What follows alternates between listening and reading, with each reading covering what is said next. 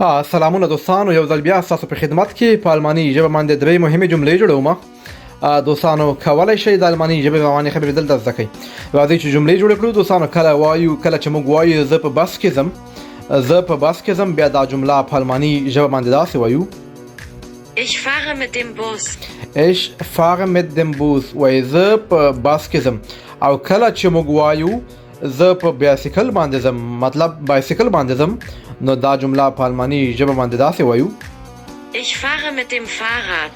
Ich fahre mit dem Fahrrad. Fahrrad وای بایسکل ته. او دوستانو کله چې موږ وایو زه پیاده ځم، مطلب زه پیاده، زه په پښو ځم، نو دا جمله بیا په الماني ژبه باندې داسې وایو: Ich gehe zu Fuß. Ich gehe zu Fuß. Ich gehe zu Fuß یعنی زه پیاده ځم. فوس وای پښو ته، پیاده ته.